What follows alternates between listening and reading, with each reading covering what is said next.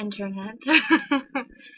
I'm making another video because I watch YouTube all the time, and I saw some of my favorite YouTubers have been doing mukbangs recently. So I'm doing a mukbang plus the update video, seasonal update video. I think my last one was in winter, maybe. This is Hoshi. Hoshi, you wanna say hi? You wanna say hi, Hoshi? Yes. Hoshi was a bad boy while I was gone, and now he's sorry. He's a sorry boy, aren't you? Yes, he is. He's a sorry boy, aren't you? You wanna know why? My students, they all had their class trips recently. You know, they go to like Osaka or Tokyo or something like that, and one of my students went to, I think, Disney Sea, and she got me a gift.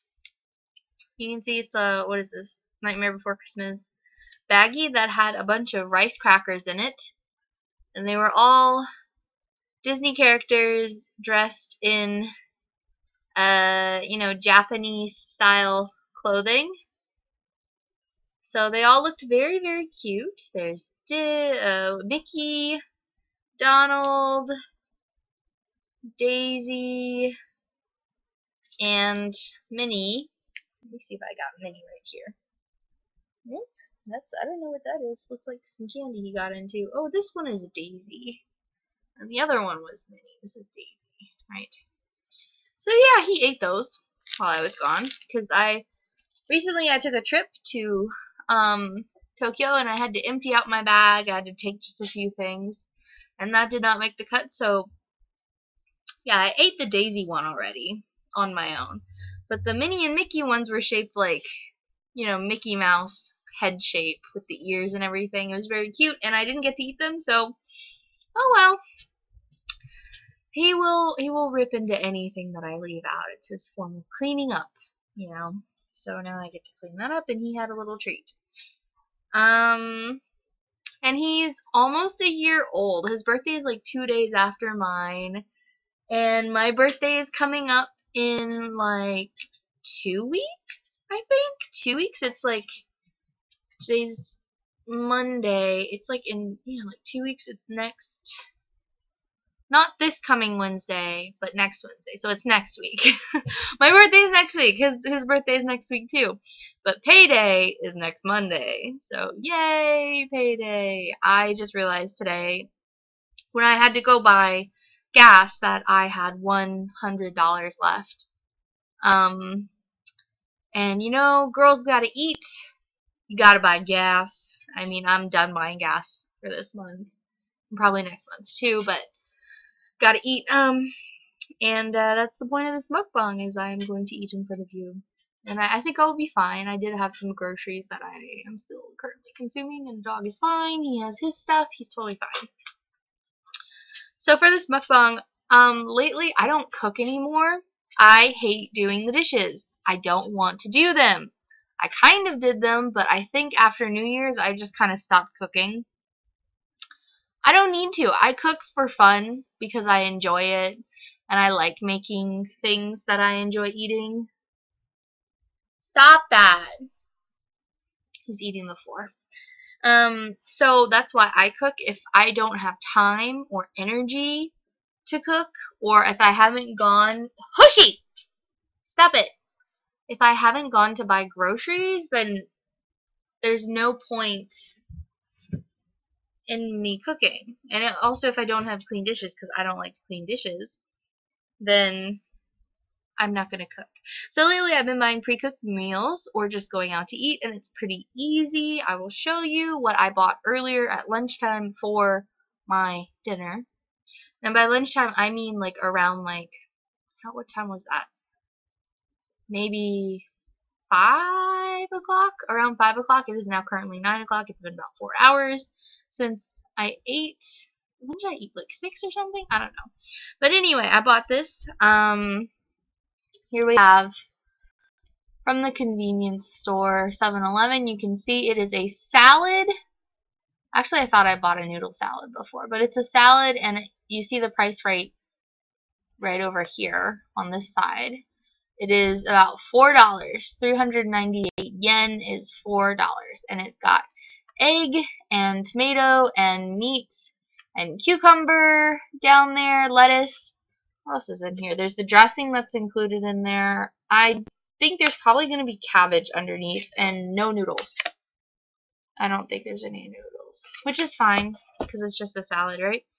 And then the other thing that I got, because salad is not enough for me, I will be snacking on bad things if I don't just fill up by eating a meal. And girl, I eat.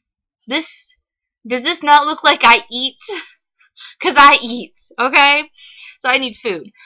This is something else that I got. It's like 2 parts. So the top part has like the sauce and stuff in it, like the toppings. There's some veggies, carrots, bean sprouts, some meat, probably pork, and like it's kind of like a red spicy sauce. Japanese people don't like things that are super, super hot, so it's probably going to be like more like spicy sweet. And then at the bottom, it's completely separated by this like little lip thing, it's a separate container, is rice. I imagine it's going to be rice. About that much rice. Usually it's about 200 grams. And the thing about these meals, the pre-made meals, is that they are portioned out for one person. And on the top, if you want to buy this and take it home and microwave it at home so it'll be like fresh and hot, I mean it's generally fresh, but if it'll be like hot when you take it home yourself and microwave it yourself, it has the time that you need to microwave it for, 3 minutes and 30 seconds at 500 watts, or if you have a 1500 watt microwave, then only 1 minute and 10 seconds. I use the easy setting on my microwave. I don't hardly do anything with it. Like I baked macaroni and cheese in it once, but like that was so difficult for me to figure out. I always use the 500 watt setting and just do it for 3 minutes. Like it doesn't matter. And then at the bottom it tells you how many calories it is. This is a 500 calorie meal. And this today, what did I do? I had some little meat bits with lemon and a salad. I think I had noodle salad maybe. I can't remember honestly what I had for lunch, breakfast, because I wake up late, right? And it's the same thing with this salad. It says it's 179 calories. And of course it doesn't have like a temperature on there to microwave it because it's a salad. 179 calories. So together this meal is 679 calories, which is great if you're calorie counting. And the only downside to this is, oh yeah, the price of this one is 498 yen, which is about $5, and this one is about $4, so it's a $9 meal, 679 calories. I'm assuming they include the salad dressing with that one. So you know how much it is, you know how many calories it is, so if you're calorie counting, if you're trying to be healthy, then you know that. I didn't have to prepare it.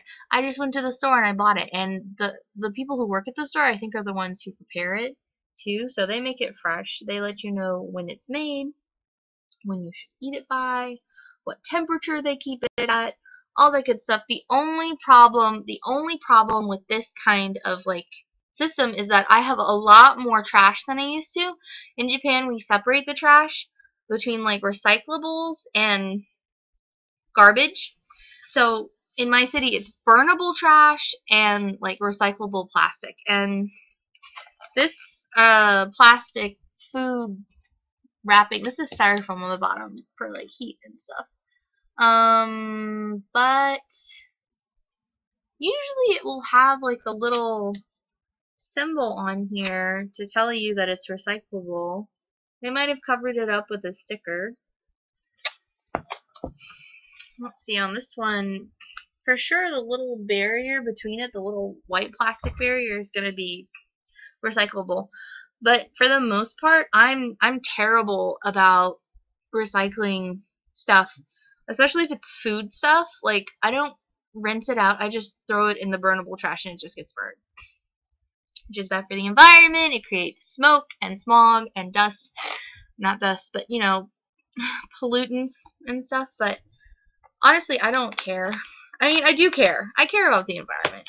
I just I just wish it was easier to recycle, and my recycling guide is out of date, and I've tried asking like my students, like, what do I do with my recycling? Do I put it in like those blue bags for recycling? And they like don't know what I'm talking about. And I'm like, we live in the same city. Everyone in the city, if you're doing burnable garbage, like your neighborhood recycling, throwing away schedule may be different, but if you're doing burnable garbage, it's going to be in the yellow bag marked for our city on it. It has the name of our city on it, and it's like, this is the government issued burnable trash bag, and you cannot throw out trash unless it's in this bag. And then on certain days you have recycling days, you can get rid of certain things, but I can't remember what you do to get rid of the plastic bags, or like, not plastic bags, like bottles. Like, I have a ton of bottles, right? But like for food waste and stuff, there is literally like, there's a giant, I'm talking giant guide that you get for like a month, and it has all of the things that you can recycle detailed on it, like food waste, like if you have upholstery that you need to get rid of and stuff like that, like the trash, the city will pick it up and stuff, but you need to do it on certain days, and it needs to be packaged a certain way. Like, it either needs to have a recycling sticker on it, or it needs to be in these like bags. Like, if it's too big for a bag, you put a sticker on it. And they're inexpensive, but I don't know what these blue bags are for. I've never used them, and honestly, I have so much stuff that needs to be recycled, and I just throw away stuff that I can't recycle because I don't know how to recycle. Like, it is so hard. It shouldn't be this hard. Like, it really shouldn't be this hard. Like, I should know by now what to do, but I don't. And I tried recycling for a while, and I have the stuff around me because I don't know what to do to get rid of it. And, you know, after a while, it just, like, I don't have any more room to save recycling. So I'm just going to throw it away. Like, my apartment doesn't need to be more cluttered by me trying to protect the environment with recycling when I don't know how to get rid of it. So I am going to throw it away because my living is more important to me than the environment at this point. Like, I can't live this way. Okay, I can't live with just like piles of recycling and repurposing and reusing projects that I have that they didn't pan out. They're not properly done, and they're just, I don't even know. So that's the salad with the top off, right? I'm just gonna take the maybe I should move this down so that you can see my food. Oh, push it this way. So, if you've watched any of my other videos, then you know that I, living in Japan, have Japanese style furniture, which means it's all on the floor pretty much. Like, my tallest furniture that I have is a stool that is meant for helping old people when they sit in like seiza, which is like kneeling on the ground, as Japanese people do when they sit on the ground. They like tuck their knees under and stuff. And I have really thick legs. My thighs are really thick, my calves are really thick, and when I sit, it compresses the muscle, and I can feel the blood flow being constricted by the weight of my body, basically, you know, folded over on itself. And, you know, my legs go to sleep. That's normal. Everyone's legs go to sleep and stuff, but it really is uncomfortable. It really hurts. It doesn't look great. It's just not, I don't see how it's healthy at all. So I have a little stool with like a little bit of space so that I can tuck my legs under there, is what you're supposed to do, but I kind of just use it, and I like push my legs off to the side, and I kind of like squat and sit like that. So I'm salivating because this salad looks so good. And what they do a lot, when I first came to Japan, I was like, where are all the vegetables, honestly? Because I'm used to eating leafy greens, like some leafy kale, you know? To me, that is like the epitome of a super green food and the type of vegetable that y'all need to be eating. Like, broccoli is not enough. Lettuce is not going to do it. They kind of treat, what do I say, tomatoes the same way that you would a fruit in Japan. So you can see that this one tomato up in here is a topping, kind of. It's like an egg. There's more egg than there is tomato, which is, I love tomatoes. I don't think of it as a fruit. I think of it as a vegetable, so I put tomatoes in everything, and I eat tomatoes all the time, if I can.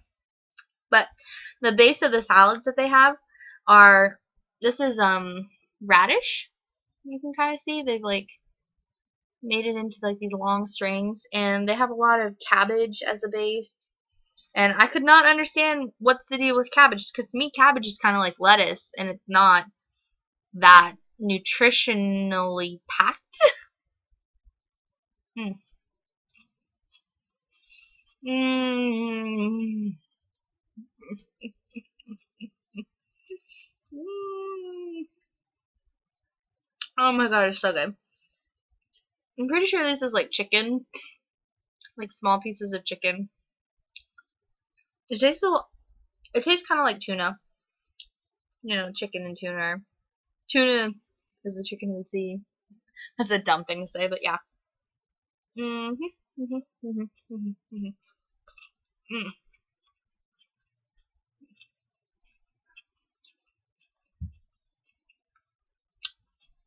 There's a little bit of red cabbage, and it's a vinegar-based salad dressing. So like vinegar and oil. So you can see that it hasn't affected the color or look at all. It looks really fresh and clean, and it tastes really fresh and clean, and I just love the taste of vinegar. I put it on everything.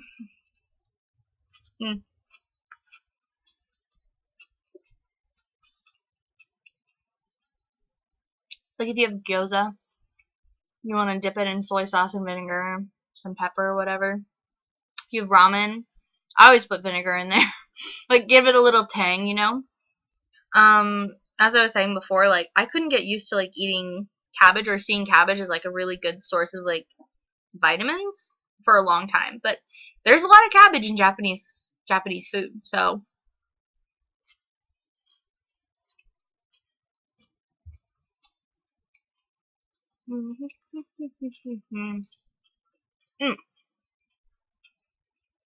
Yeah.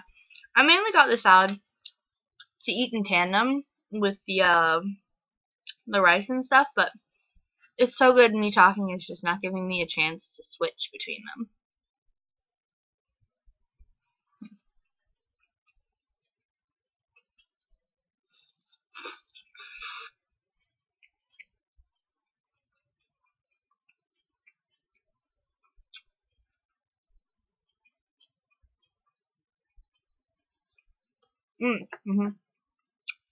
Some of you may have some thoughts about this animal currently staring at me. He is very close. He is very close to my food right now. And when he was a puppy, I took him with me to a friend's house, and we were having a sort of like little dinner party kind of thing. And he got right up in people's faces. His nose was right next to their food, and I realized at that point, wow, he gets really close to people, really close to their food, and people don't like that. I don't know what happened. Like, maybe he was doing it when he was much smaller, but now he's gotten bigger and he's closer, or I just tune him out. Sometimes I will push him away, like, hey, get out of my food, or whatever. And he never eats, like, out of my bowl while I'm eating or anything. But actually, this is a really bad habit. Don't do it if you own a dog. But I have given him, like, one of these plates afterwards so that he can, like, smell and taste it and stuff. And I don't think there's anything really bad in dishes that are not good for dogs. Like, garlic isn't good for them. Onions isn't good for them, because garlic and onions are kind of the same thing. Onions are not good for them. So I imagine garlic isn't either. I imagine. They're kind of in the same family.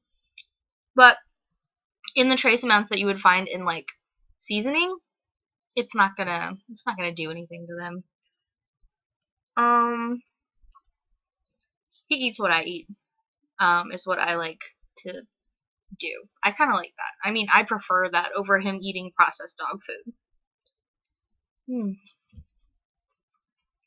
Mm. Mm-hmm. Yeah, my last dog was like a total fat ass, or he is a total fat ass, but this one isn't so much, but he likes food as well, and I'm pretty sure it's because of me. Like, any dog that I have is gonna like food because I like food, and they say that pets are like their owners, and yeah. There are some ways that I'm just like, how are you like me, like, in that aspect? Like, you're totally not like me, because he's so friendly. He loves people. He gets super excited to see them, and he'll just like cuddle on them and stuff. Like, when I picked him up recently, I went to Tokyo and I left him at a vet to stay over in like boarding and stuff, and they're super nice there. They're very like great, and they were recommended to me by a friend. They have good reviews. I mean, they don't really actually have any reviews, but I think they're pretty good. And he always seems like really well taken care of when he goes there. They'll send me pictures of him, even if he's just staying for like a weekend. Which is, he's done that. This is the second time that he did it, that we just went through when I went to Tokyo. They love him there. Like, after the first time he stayed there, the nurse that took care of him, like one of the nurses that took care of him, she loves him. Every time he comes in for like a checkup or something, he has skin issues, so we have to go in every once in a while, and we're trying to get him on medication now because he's had, skin issues, and I just had to take him into the vet to get them taken care of. I'm like, why are you so itchy? Do you have allergies? I don't know exactly, but he's on antibiotics and steroids. For his skin condition, he had a big flare up on his tail, and it created this huge like bulge of like, I don't know, skin and scabs and stuff. But being on medicine cleared it up, so he might be like one of those dogs that has like a need to be on medicine all the time. I don't know.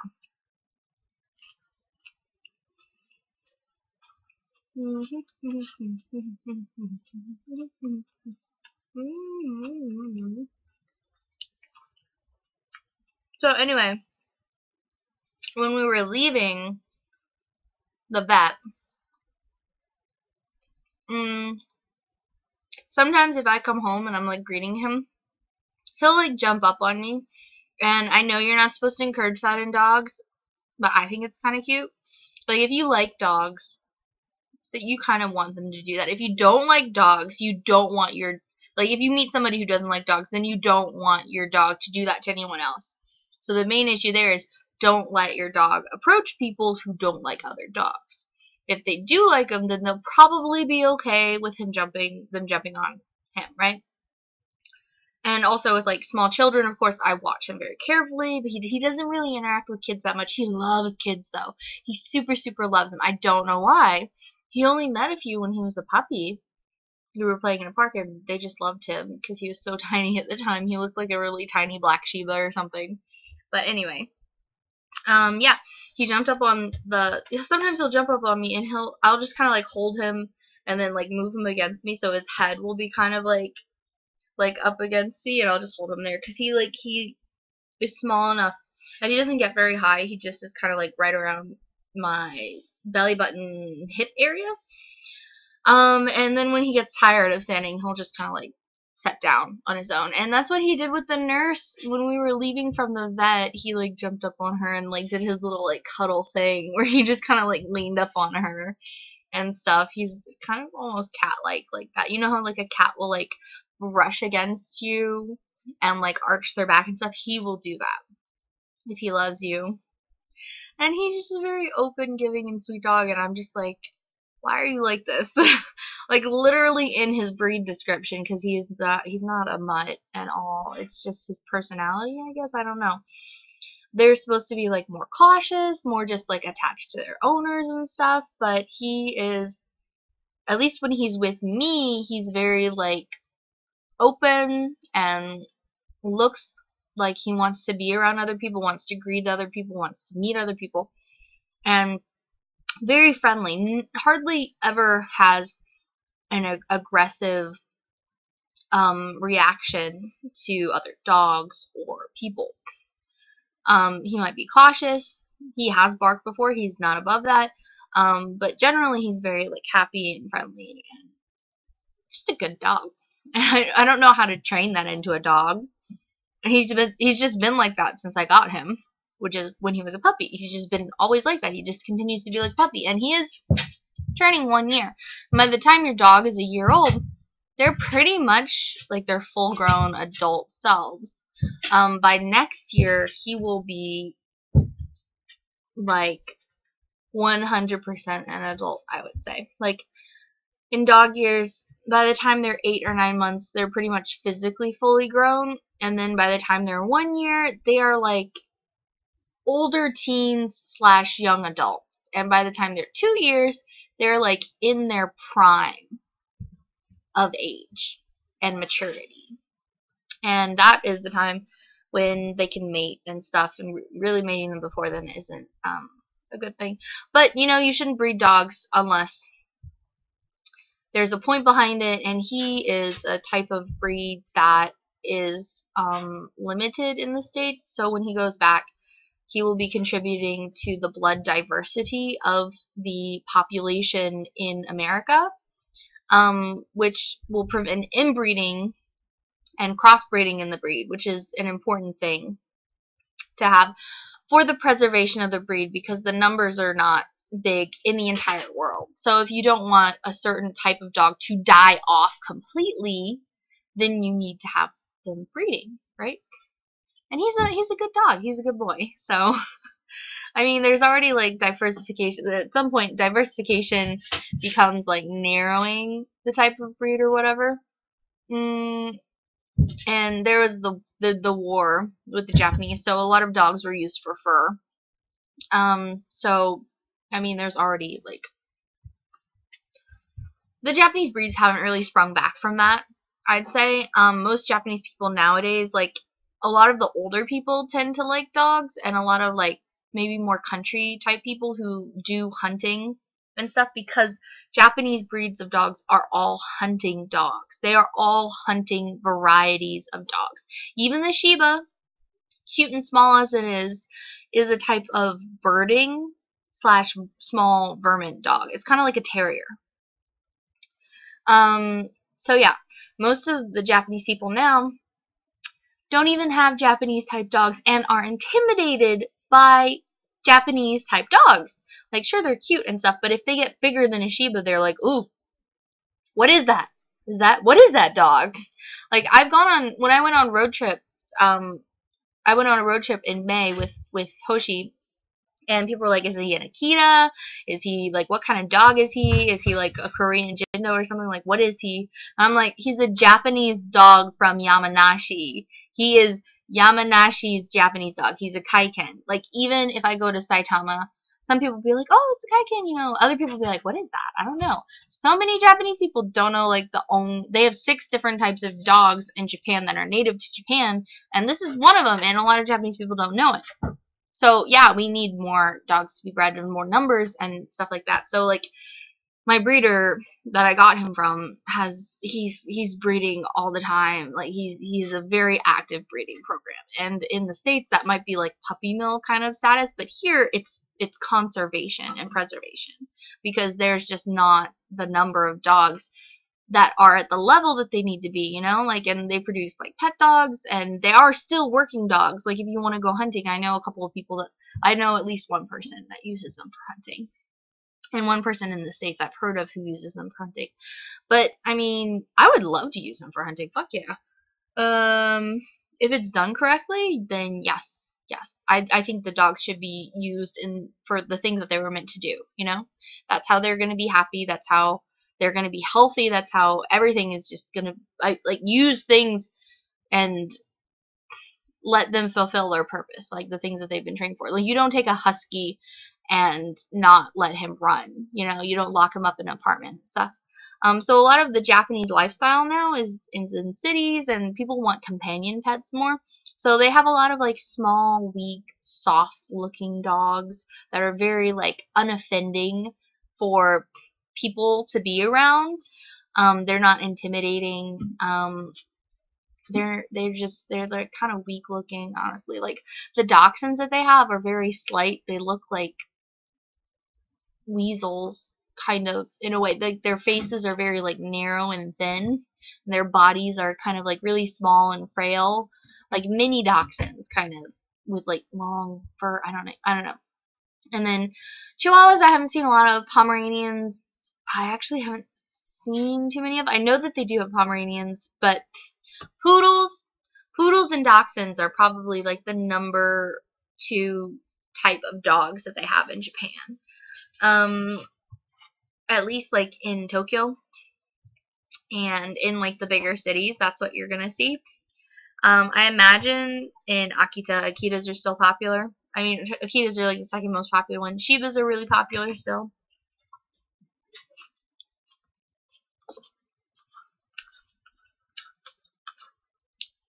But that's also because Shibas are so small.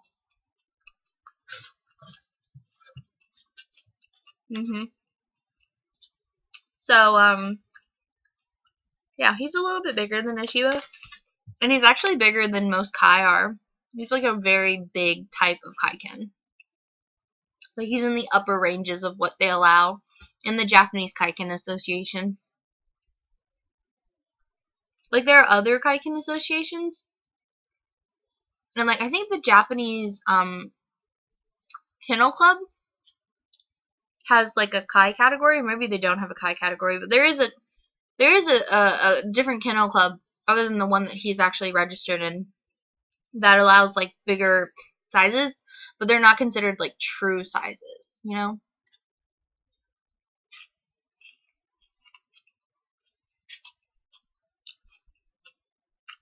So I worry about that because the standard permits smaller sizes and it actually encourages smaller sizes, I think, more than it does big sizes. But it's kind of nice to have a big dog as part of your breeding program. You just don't want them to get too big, you know?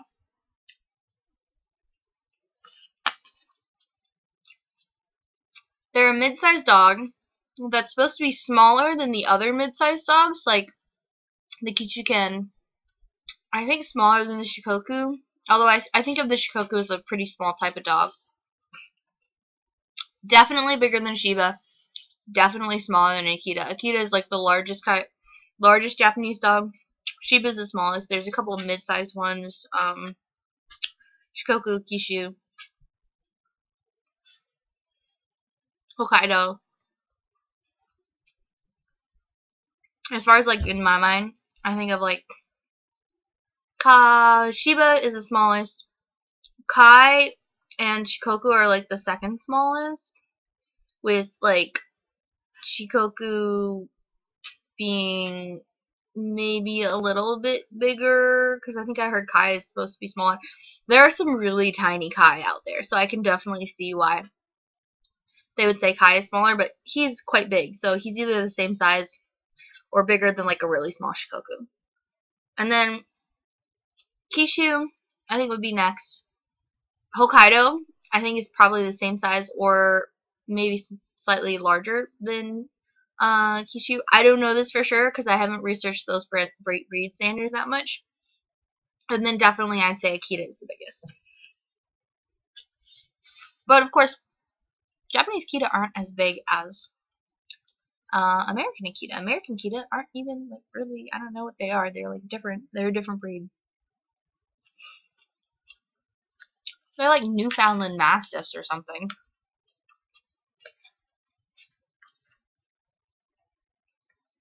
So yeah, I know a lot about dogs, and this is probably not that interesting to watch.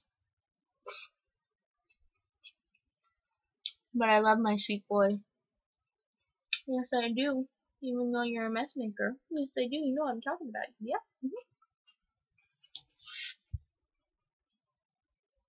Someone's got a really cute face, yes? Mwah. Yeah, I don't like kissing him that much. Because he eats things that are gross. But his face, his whole feature, very pointy, very wolfy. When I was a kid, I loved wolves, but I never thought I would have one. And then when I was in like high school, my mom was gonna get like a golden, like a Labrador Retriever. We had a Beagle Shepherd mix, so it was very round and pudgy and soft looking. And then she wanted to get a Lab, and I was just like, one day I had a dream, and I was like, I want to get a pug. And she was like, yeah, sure, why don't you get a pug? And I was like, yeah, you can get a Lab, I can get a pug, and we can have 2 dogs. And she was like, yeah, why not? And then I went ahead, and I started calling people, asking about getting a puppy, and she was like, what are you doing? If we're going to do this, we're going to do it right. And I don't think she actually thought that I was going to do anything to show that I, like, actually wanted one. But I was kind of, like, obsessed with it. Like, I had this feeling like I really wanted one. But in my dream, I'm pretty sure I adopted one from, like, a shelter, and I just didn't know how to do that as a high schooler, like, which seems dumb because I thought of myself as pretty mature as a high schooler, but I didn't have a cell phone until I was in sophomore year. I didn't use a regular phone a lot. I didn't know how to find the information for adopting or anything like that. I mean, this was, honestly, technology wasn't that bad, but I just, for some reason, for me, it was easier to look in ads for a puppy than it was to look into adopting as a student, as a high school student. So I did, and we ended up getting the pug and not the Lab because my mom never decided on one. She wanted like a golden Lab, and her options, like the best one that she found was a black Lab, and she was like, I don't want a black Lab. I don't want a black dog. But yeah, that pug, he's still alive in Eastern States and stuff. He just, you know, people say that pets look like their owners, and I always thought, yeah, he does look like me. Like, I have really soft features, really rounded. We're both super cute with like big gooey eyes. And I thought, this is my dog. He's my little partner. He's so perfect for me, like a perfect little buddy, you know. And he was just pint sized, and he was perfect for me to have when I went to my first apartment and second apartment in college. I loved having him live with me, and he was just so cute, and everybody loved him when they saw him and stuff. And he had this like sort of, you know, he was like a little bit selfish, just like me too. Like, I honestly think he's like perfect. I don't know, my perfect little puppy dog. And you know, I was gonna bring him with me to Japan, but it just ended up not being a good thing for his health. So he's back in the States, and I couldn't avoid getting a dog, and having Hoshi is kind of like part of being here in Japan. Like, I'm definitely taking him with me. He's not just for here in Japan. Like, he's my buddy now. We're gonna be together next 15, 20 years if he lives that long. No, leave it alone. No, leave it alone. And he's so wolfy and so pointy and so, like, so different, like, angular and stuff. Like, I'm not angular at all. Like, I don't think I match him at all. Maybe, like, personality-wise, a little bit. Like, I would hope, because I think he's so much better than me. Like, honestly, I'm afraid that, like, I don't know how I ended up with this dog. And he's so great. I don't know what to do. Like, I'm a little bit afraid he's gonna, like, die before I leave, you know? Yeah, I'm afraid. I know you don't like me thinking about that, do you? He's trying to bite me. Also, because I'm pulling his hair out right now. I should brush you, shouldn't I? I bought these, like, little paddle brush thingies, because when I just pet him, his hair comes out, but a little paddle brush helps get all the hairs out. All the hairs out. Yeah, don't chew on yourself. He needs his medicine. I had a bunch of other things I was going to talk about today. This is a 40-minute long stream. No one's going to watch this, but lately the videos I've been watching have been a lot longer. Usually they're all cut together. But this is a stream, so, you know, whatever. So let's just talk about some things. It is currently the middle of June, and the weather is freaking cold. I went to Tokyo wearing nothing but, like, a dress and a t-shirt and a skirt. I didn't pack a jacket, and it rained, and then it was freezing afterwards, which was annoying, very, very annoying. This morning, my hair's been getting tangled a lot, and it really pisses me off. I don't know why. Maybe I'm not washing it enough or conditioning it enough or whatever. But my hair was past my belly button. It was past my belly button, and right about like hip length hair. And I cut it a couple months ago. Let me see if I can show you guys. It was quite long, like right about here, I want to say. There's my belly button right there. So it was at least that long. And I cut it to be right here at my waist. So there's the belly button. I cut it to be at my waist. Right here, where it like indents, you know? Indentation. The waist is the smallest part of your body. So I cut it to be right there. And I had it like that until today, until this morning, because I was like, oh, well, this is a pretty good like midpoint, you know. So I went to Tokyo and I went out dancing, and you know, actually after I cut it, I was like, wow, I have so much less hair. Like I feel free, kind of. And so I wore it down, and my students were like, Monica, you have such long hair, and I'm like, no, I don't. I just cut it. Like, if anything, like when your hair gets that long, it feels like you can't do anything with it. I keep it up most of the time, so it's like when your hair's up, people don't even know that it's long. They don't even realize it. They think that you have short hair all the time because it's not down, you know. So really the only person who knows that you have long hair is you, and if that's okay with you, then that's fine. For me, I thought it was okay, but I just got tired of wearing the same hairstyles because I didn't have a lot of time to do my hair properly. When you have long hair, you can do braids, which is really fun and stuff, but it takes a lot of time and energy to braid your hair all the way down. It gets a little bit shorter, it doesn't matter, whatever. For me, the issue was the tangles and stuff, right? So I had my hair down here, and I went out clubbing because I was in Tokyo on Saturday. And it was a lot of having my hair down, really, really sweaty in the back, flipping it back and forth. Also, because I didn't have a jacket, I was very hot, or very cold, so I wore my hair down that day. Flipping it back and forth, it looked crazy, lots of tangles, blah, blah, blah. And then this morning, I've been thinking for a while about cutting it, and this morning I was just like, yeah, I'm just going to cut it. I'm just going to do it. So actually, I cut it to right about, like, if I stretch it, it's right about where my bra strap is. But because my hair has texture and it bounced up to be above the boob. Like, I would like it to be right under the boob. So I cut it like that much. Which is a good 3 to 4 to 5 inches, I want to say. Like, I could fit my entire hand in that space that I cut, right? I want to say it's 5 inches. I feel like I lost 5 inches, and like it's weird because I was walking around and I'm just kind of like, when was the last time my hair was this short? I don't know, and I don't feel good about it. I don't feel good about it. I feel bad about it. Like, it's gonna take me a while to get used to not having hair. Like, as I say as I, like, flip my hair around, I don't have hair. Like, my hair has never been really thick. It's got volume to it, but it's not thick. It's not thick at all. It's quite thin. I don't know how to show you guys. It's just not thin. This is pretty much all one layer. I layered it a little bit, but let me see, where's the top layer? It's a little bit layered.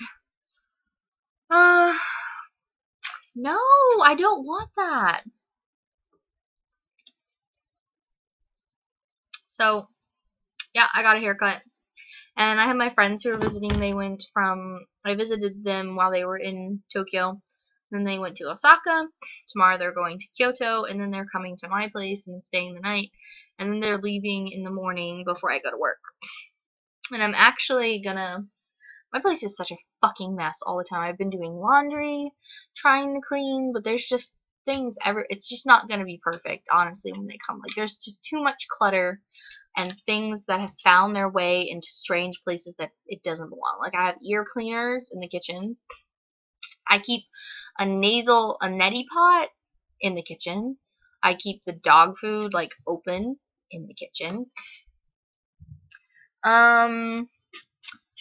Just things are everywhere, and they really shouldn't be, and things haven't been cleaned in a while, and they really should be, and I just have weird stuff everywhere.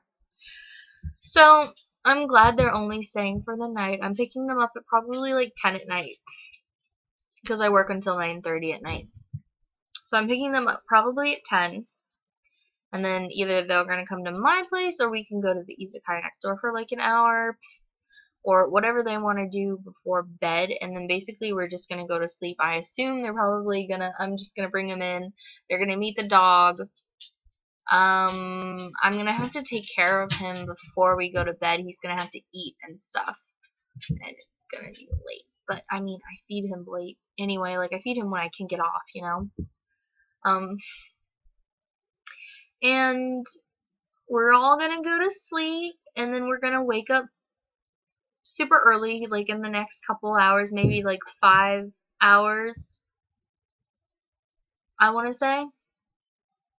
And then I'm going to drive them out to an onsen so they can watch the sunrise. Yeah, one of my friends said they wanted to do that. So, we're going to go do that, and then I'm going to try and find an udon place that opens early so that they can have the local specialty udon in that area. We're going to drive through the mountains. The boys really, like, enjoyed this arcade game where you drive through the mountains, and I'm just like, bitch, this is what I do on a, like, whenever I fucking feel like visiting the city over here is an hour away.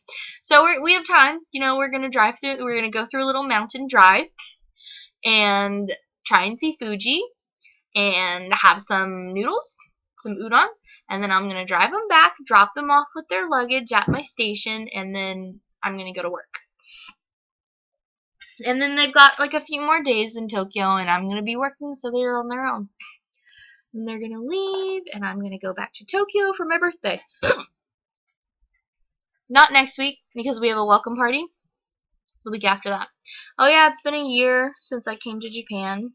Since I started working my job. And,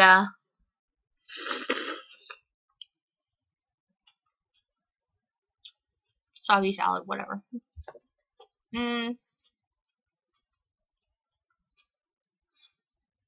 get a $100 raise after the first year. It's a 2-year contract. So in the second year I get a raise, but I also am supposed to be paying like more health insurance. I don't know. They haven't really sent me the health insurance stuff yet. So I don't know what's going on with that.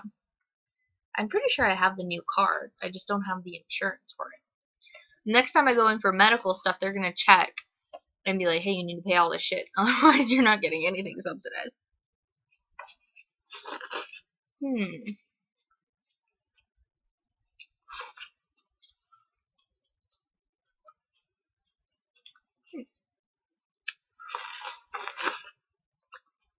This reminds me of like sauce that you put noodles in so that it tastes tangy. There's so much liquid. I don't know. I think it came from the vegetables. You know, if you like massage, I don't think you can see it. If you massage vegetables with like salt, it'll get the liquid out. I think that's what that happened. What that was. No. This has cooled down a bunch. So with this, you can find the little lip right there. Pull it up. Oof! Oh, it's wet. It's wet. It's all like you can't see it at all. There's lots of water on the bottom. Because I microwaved it. My mom would hate me for microwaving plastic, right? And then the top one has the clear plastic. It's very hot. Oh, fuck. It's still hot on the bottom. You can just lift that up. You got this. What you do is you line them up. and you pour that in. Ooh, okay, kind of tilting it a little bit. There we go. There we go. I don't I don't know. And we're gonna just tap some of that stuff out. Oh, I still got some. There's so much like condensation from it cooling down, heating up, cooling down, heating up, cooling down, you know. Okay, alright. Yeah, it's not spicy at all. It's like hardly even salty. Alright, there we are. Food, rice. Looks good. What do we got in here? Some cabbage. Yeah. I thought there might have been some tofu or whatever, but there's not. I'm just gonna mix it in. Mix it in, mix it in, mix it in. Yeah, I'm gonna go back to Tokyo for my birthday. Luckily, it'll be after my payday. So, I scheduled like an ear cleaning appointment at a salon.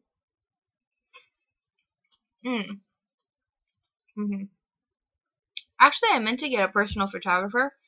They have guys online that'll do it for like $80. And get some vanity shots. I'm turning 26. And I just want some vanity shots of me doing what I do out here. Because I have, what is it? Self-esteem issues? The truth comes out when you eat, man. But yeah, I have self-esteem issues. And I've always had them ever since I was a little kid. And I was sick then. And I was made to feel fat when I was gaining muscle. Because there was muscle where there was once nothing. I was literally stick thin. And once I started gaining some thickness, I was poked and prodded at and kind of laughed at and compared to other people who were still stick thin, such as my little sister. And she's very thin to this day. Never really put on weight.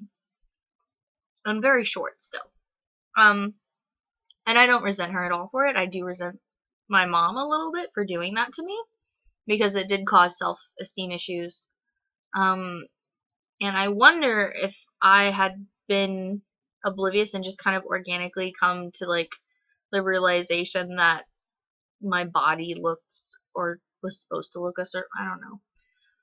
I read something is kind of similar to this, I guess. There's a point in, it was about body hair, but there's a point in every little girl's life where she realizes that her body looks a certain way and it maybe should not look that way, because everyone has something about them that is like that. It could be the shape of your nose.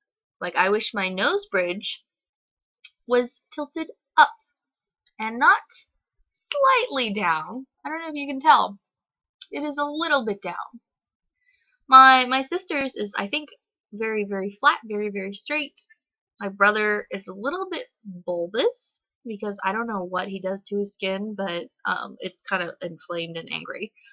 And my dad has a straight nose, and my mom has a typical Asian nose, which has like a very soft, like, tip. The tip of it is what seems to be going down. Like the nostrils, maybe if they were located lower, or if they were wider, or if my nose wasn't, like, my nose bridge wasn't as strong, maybe if it was like more pushed in, it would look cuter. From the front, it looks fine. From the side, I feel like it looks a little strange. Maybe it should be lower too. Lower, I don't know. But anyway, we all have little things that we don't like about ourselves, and I think part of that comes with an awareness of what is considered beautiful and what is considered acceptable.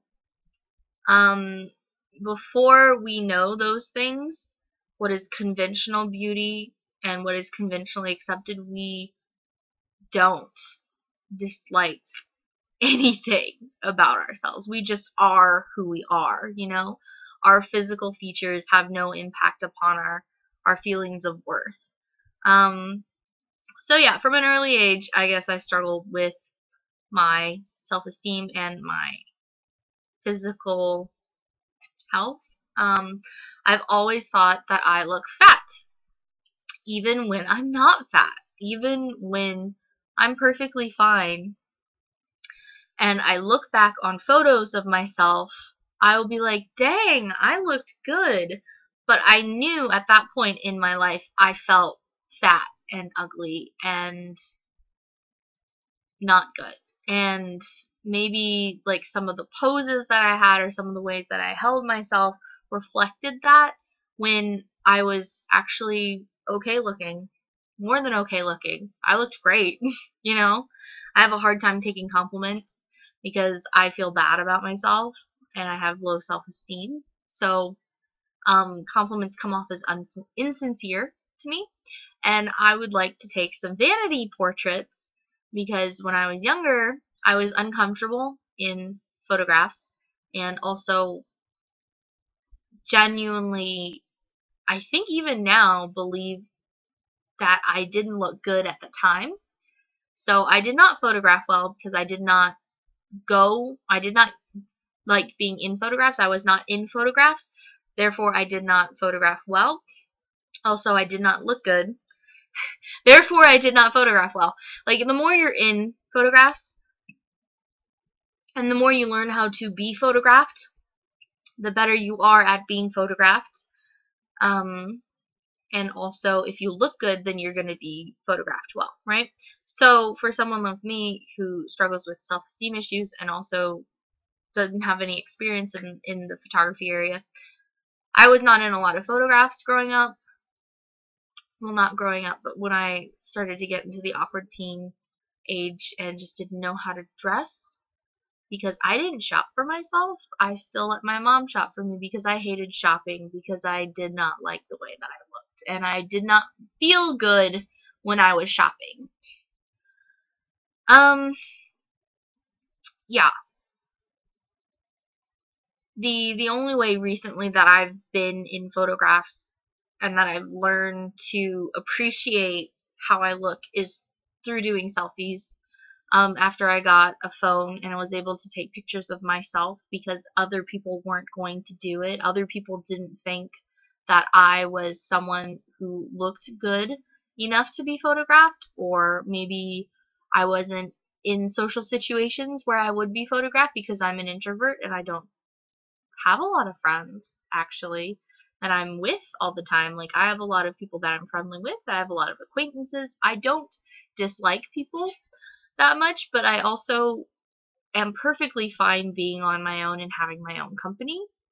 But because of that, there's not a lot of opportunities to be photographed by someone else. And honestly, I'm very selfish, so a lot of the things that come with being with another person, like giving up your freedom and your ability to choose when and where, when you're going to do things, where you're going to go, and who gets the say, kind of like who is the decider in situations.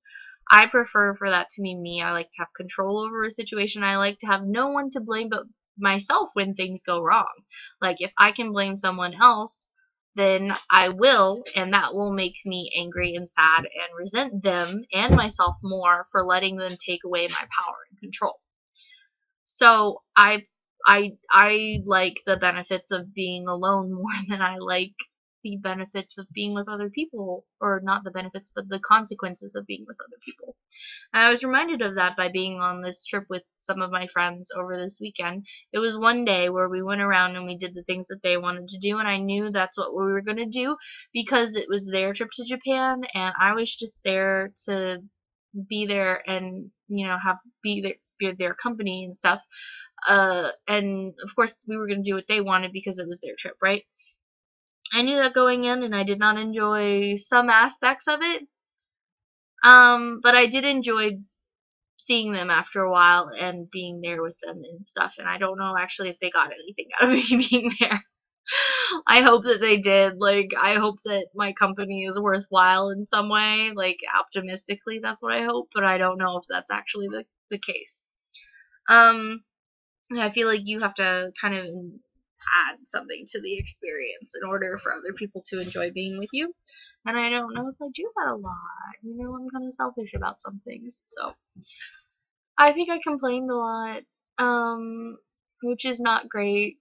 The more you're alone, the harder it is to be with other people, which is kind of sad, but that's the reality of it. And I've developed some pretty selfish habits by being on my own, and also by living in a foreign country and the certain type of interactions that I have. Like, I've become a lot more talkative when I'm being with other people, but also I'm a little bit more rude, and my social interactions have become less nuanced than before.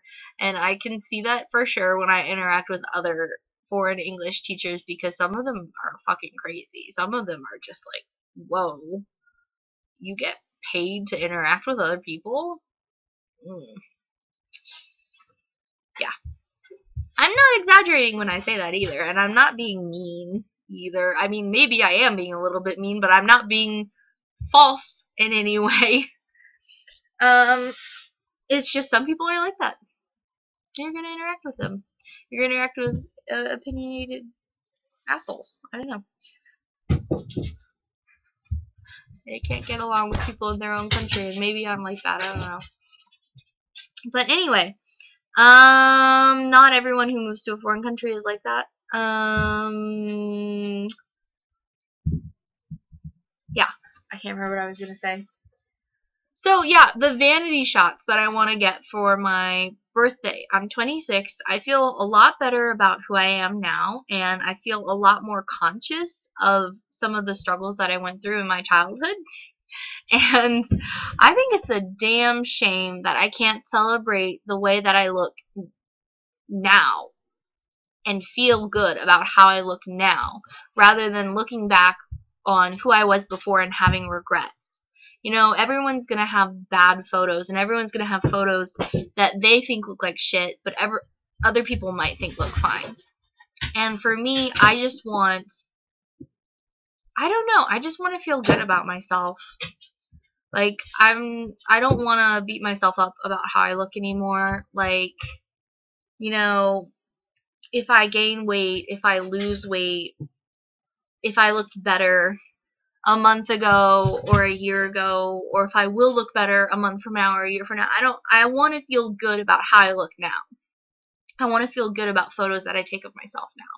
And I take a lot of photos of myself now. Like, if I'm doing something that I feel is going to be worthwhile, if I'm going someplace that I feel has merit, probably because other people say it does, or if I, if I see, lately what I've been doing is I go to places that I find on Instagram. Like, if I find something beautiful on Instagram and I'm like, fuck yeah, I'm going to make the effort and I'm going to go there and I'm going to have a good time because it's beautiful. I see this photo, it's beautiful. Other people like it, I like it. I'm going to go there and I'm going to do it and I'm going to have a great time and I'm going to be beautiful doing it. So I live in Japan and I don't go to Tokyo often, but I'm out here living and working and being, trying my best to live my best life. And I want photos that reflect that. It's hard to feel that way when you're taking selfies all the time. Yeah, actually recently I did have somebody say, if you take selfies all the time, then it looks like you're lonely. And yeah, maybe I am lonely. Which is sad, I guess. Like, I don't know. Like, is it bad to admit that? I don't think it is necessarily. I think it's bad to not be able to admit when you are lonely and not be able to recognize that. But loneliness in and of itself is not a bad thing. Extended loneliness is. If you recognize something in yourself, then that just means that you have the ability to then work on it and change it. This is not a psychological lecture or anything like that. But anyway, yeah. I think it's worth it for me to shell out $80 for me to get a professional photographer for them to take vanity shots of me so that I have this little window of my life captured for me to look at later and be like, wow, those were beautiful shots, and somebody else thought so too. I mean, I know I'm capable of being beautiful, and I know that I am beautiful. Maybe not 100% of the time. But it's, I don't know, it's just weird. I mean, people need validation. It's hard to be somebody who self-validates. It's really hard. Like, and in fact, in self-validating, we have our means of other means of getting that self-worth validation, you know? It's usually not just generated from within, unless you're talking about those self-help books where you look in a mirror and you're just like, you are worthy, you are loved, you are deserving. You know, people who do that, I don't feel mad at them. Like, I really don't. I have a little reminder that goes off on my phone that says, you know, exercise is good, being healthy is good. You deserve love, fight for yourself. That's something that I have on there. Whether that means slogging through Tinder or going out to meet other people or, you know, not staying inside all the time, or just reminding myself that day that I am someone who deserves love, and loving myself is important. You know, I just have these reminders going on my phone, and I don't think they're bad. For me, reading it is a little bit better than actually like saying it, but I think that's because I don't look in the mirror that often, which is kind of, I don't know, it's like a really extreme version of the mirror diet where I just never got into looking into mirrors. Because if you look into mirrors, then yes, you criticize and stuff, which is, again, a way that you can improve on yourself, but it's also a way that you can feel bad about yourself. So it's kind of like, am I doing it enough where I actually don't look like shit, or am I doing it like, I don't know. Like, it's a balance of, do I look actually bad today because I'm not taking care of myself because I'm not looking in the mirror, or am I taking care of myself by not looking in the mirror and ruining my feelings of self-worth because I haven't looked in the mirror in a long time and I need to take care of myself. I don't know. You know. Let's see. So, my birthday, I'm going to be in Tokyo. I planned a bunch of things. Hopefully I can meet up with some people who are still there. And Hoshi is going to, well, his birthday is on, let me think, Friday? So, let's see. Friday is the day that he's going to go into the vet. Because that's the day, unless I drop him off on Saturday. Yeah, I can drop him off on Saturday. Drop him off on Saturday, and then Friday I have work, and I'm just going to hang out with him. Because I've booked hostels before for Friday night, and by the time I get there, it's so late. I would rather just, like, stay out all night Saturday night.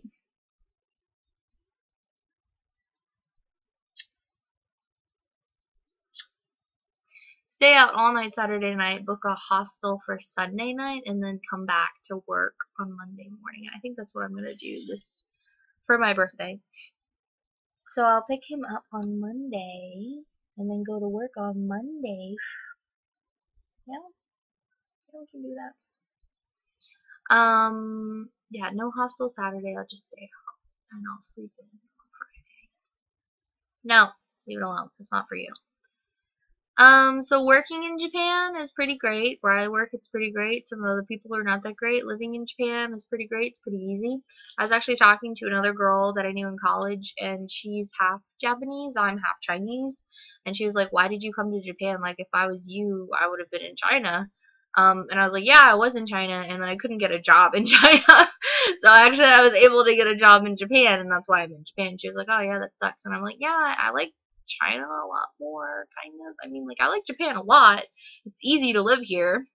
It's very easy because, like, they get so many, like, tourists. It's very, like, I want to say westernized in some places. Like, and the way that they act towards tourists is really accommodating. It makes it easier if you're actually living here, too, as well. You're on my ankle. Fuck, dog.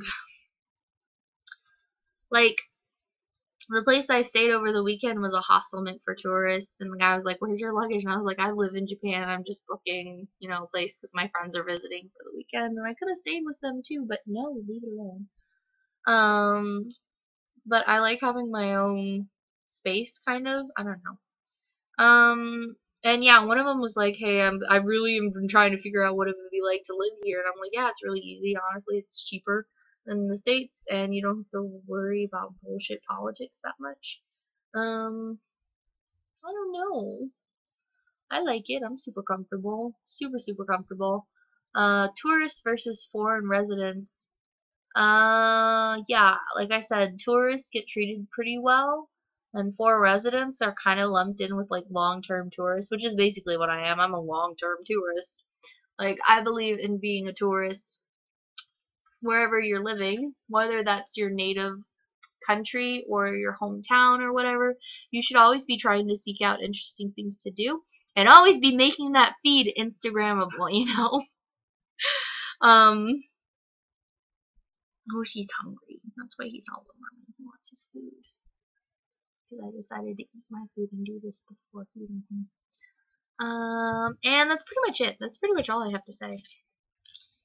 No matter where you are, there's always something interesting you can be doing. And I'm not trying to live that dull life, you know? I got a lot of stuff I want to do up in here. And, you know, make it happen. Actually, you know, something I was thinking about recently was that I don't think I'm going to get, like, a conventional job. Like, I am kind of working this job to save up money to do the trip that I want to do, which is a road trip in Japan. And if not the road trip in Japan, then a road trip in America. I don't know how that's going to work. I want to do both, but I don't know if I'm going to save enough money. And of course, I have the importation cost of this dog, so that's going to be expensive. So, I think in the future, you smell good.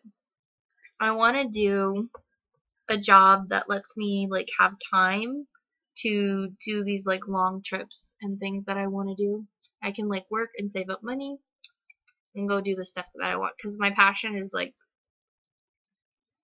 I mean, I would love it if I had a job I was passionate about, but for right now, I think traveling is my passion. He looked so sad in the photo that they sent me of him in the vet. His face was very sad. He's like obsessed with food right now. He looks so happy usually when he's with me. He was very sad in the vet, but what do you expect? Like, you know, they say that they get attached to their owners, this type of breed. So when he's not with me, I imagine he acts a little bit differently, and maybe he's like more sad. He was more sad the first time I dropped him off. He was like okay this time, I think. You know? They said he ate a lot, and I'm not surprised. It depends on how much they give him. You're drooling. I give him 170 grams of raw food mixed with dry food, and then with water in it, it's about 400 grams of weight. So he eats about 400 grams a meal. Bushy, Bushy hungry? Bushy, you need your medicine? Bushy needs your medicine? Yeah? Okay, let me stop this now. Wanna sign off? Wanna sign off? Look. Look. He's a magical dog. Okay, alright, bye-bye. Bye-bye, buddy.